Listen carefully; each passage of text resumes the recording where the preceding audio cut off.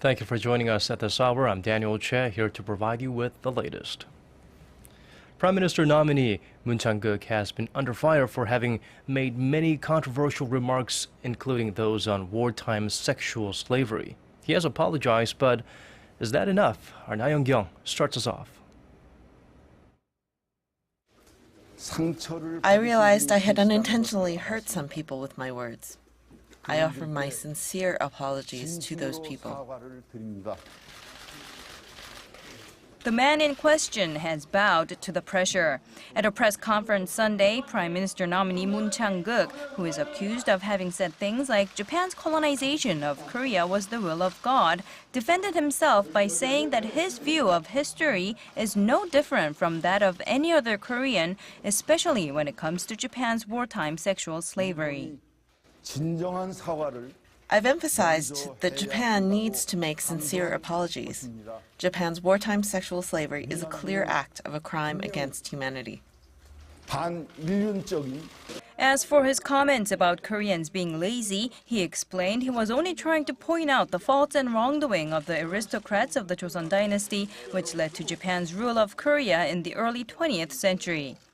Whether his public apology will calm the waters remains to be seen. Ruling Saenuri Party floor leader Lee Won-gu says giving Moon a chance to explain himself at a parliamentary hearing is a democratic way of resolving the controversy, but the main opposition, New Politics Alliance for Democracy, is holding firm on its stance that the public has already found Moon inadequate as their prime minister and that he should withdraw his nomination. The presidential office of Cheongwade is expected to submit a request to the National Assembly on Tuesday, asking lawmakers to vet on the nominee.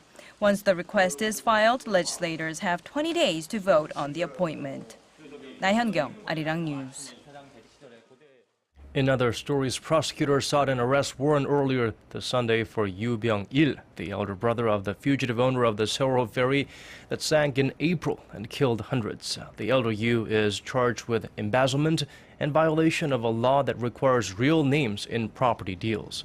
Prosecutors also sought a warrant for one of two religious followers believed to have helped the ferry owner avoid capture. 64-year-old woman identified by her surname Shin is charged with helping the owner's flight and violating the real name property transaction law. 8 of the ferry owner's close aides, including his elder brother, will stand trial Monday morning. No new bodies of victims of the Tshirt ferry sinking have been found in the past week, and that leaves the number of missing people to 12. North Korea is blaming South Korean President Park Geun-hye for causing a deterioration of inter-Korean relations. Pyongyang's state-run daily Nodong Shinmun condemned the Park administration for engaging in confrontation with the North and relying on foreign powers. The daily denounced President Park's policy of trust politics as well as her Dresden declaration for reuniting the two Koreas, saying she is only using the ideas to curry favor with foreign countries and that inter-Korean relations are on the verge of collapsing as a result.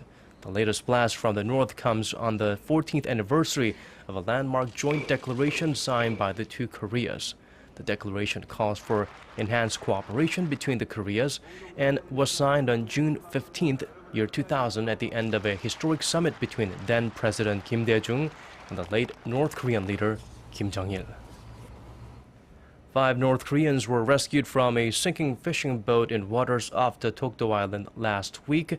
The South Korean Coast Guard discovered the fishing boat about 60 kilometers northeast of Dokdo on Friday morning and rescued all 5 crew members on board. According to an official from South Korea's Unification Ministry, the crew members, all men in their 20s to 40s, wish to return home to North Korea. That's quite a contrast to last month when 3 North Koreans were rescued from a similar predicament, with only 1 asking to be repatriated and 2 choosing to defect to the south. The 5 recently rescued crew members will be sent back through the neutral border village of Panmunjom on Monday.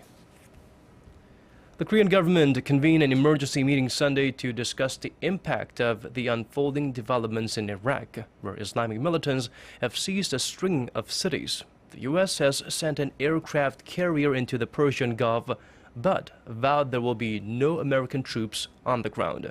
Shin Se-min has more. U.S. Defense Secretary Chuck Hagel ordered the USS George H.W. Bush to the Persian Gulf on Saturday in case Washington decides to pursue a military option as Iraqi insurgents tighten their grip on the country. The Pentagon said in a statement the order will provide the commander-in-chief additional flexibility should military options be required to protect American lives, citizens, and interests in Iraq. U.S. President Barack Obama said Friday, however, that American troops will not be sent back into combat in Iraq, adding that American military aid will not solve the sectarian differences that have disturbed the region.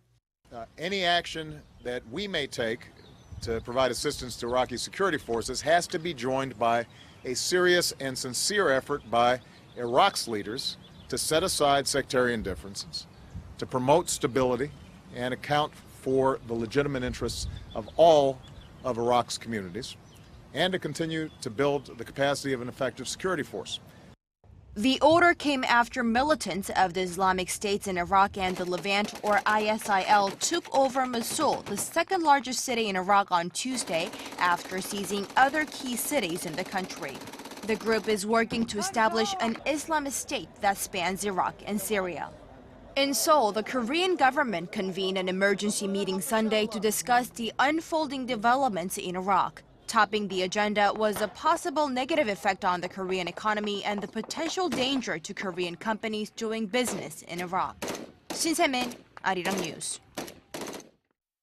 China and Vietnam will reportedly sit down for a round of high-level talks on Tuesday amid an ongoing confrontation between the two countries in the South China Sea.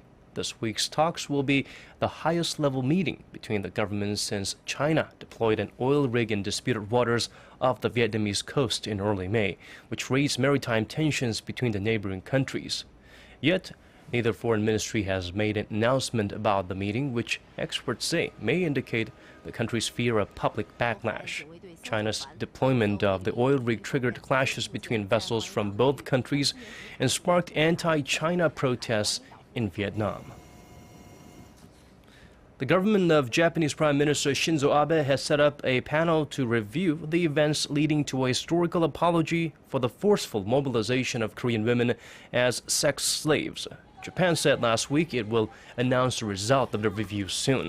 The 1993 Kono statement by Yohei Kono, the chief cabinet secretary at the time, acknowledges that the Japanese army was involved in recruiting women to serve in frontline brothels. Korea has long pressed Japan to address the grievances of victims of Japan's wartime sex slavery by offering a formal apology and providing them with compensation. Japan has refused to do so, saying the issue was resolved by a 1965 treaty. Time is running out for the 54 surviving Korean victims, whose average age is 88. Japan and North Korea have begun to make arrangements for the next round of working-level talks on Pyongyang's abduction of Japanese citizens. Japanese government sources say the talks could take place late this month, as Pyongyang is expected to set up a special panel to reinvestigate its abductions of Japanese citizens by then. The latest move is part of a deal in which Pyongyang will investigate the abductions in exchange for sanctions relief from Tokyo. Japan plans to call on North Korea to investigate the whereabouts of 77 missing Japanese for whom abduction cannot be excluded as a possibility, as well as the 12 people who are officially recognized by Tokyo as abductees. Critics feel Japan is placing its relations with neighboring nations in jeopardy by pushing ahead with this controversial deal. The Bank of Korea will not raise the key interest rate unless the country achieves a growth rate of 4%. That's according to Central Bank's Governor Lee Ju-yeol. At a dinner with reporters on Friday, Lee made clear that he was not hinting at a possible rate hike when he mentioned in April that it made sense to do so if the economy were recovering. Noting that economic conditions have changed since April, Lee said he will make decisions on the bank's policy direction after seeing the economic indicators next month. When asked about the nominee for Finance Minister Choi Kyung-hwan, the BOK chief said he doesn't know Choi personally, adding that the central bank and the finance ministry should accept the fact that they both have different responsibilities and should respect those roles. A selection of clothing are catching the eyes of shoppers with their printed designs. These designs are from pictures drawn by students with autism. For their creativity and uniqueness, these clothings are receiving rave reviews. Our Paul Yi has more. A selection of T-shirts at the supermarket grabbed the attention of a shopper. I'm here to buy clothes for my nephew. I'm going to buy him one of these T-shirts because the designs are unique and pretty. These T-shirts have all been designed by students with autism.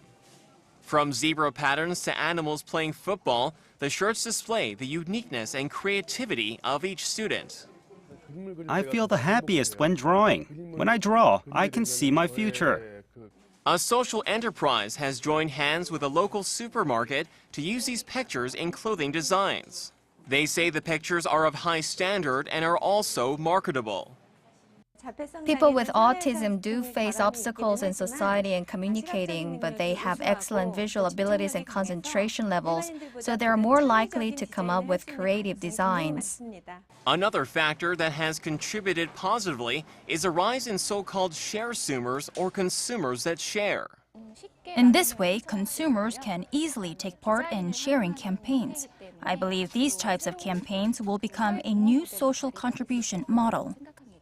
If the T-shirt sales turn out to be successful, the designs will be used in other products such as cups, umbrellas, and stationery. Paul Yi, Arirang News.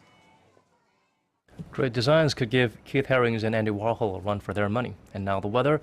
It was sunny Sunday here in Korea's capital with the mercury hovering well above 27, and it looks like similar conditions are expected in most parts of the country for Monday, so do remember to protect yourself from the UV rays. And now let's take a look at the weather conditions elsewhere around the world.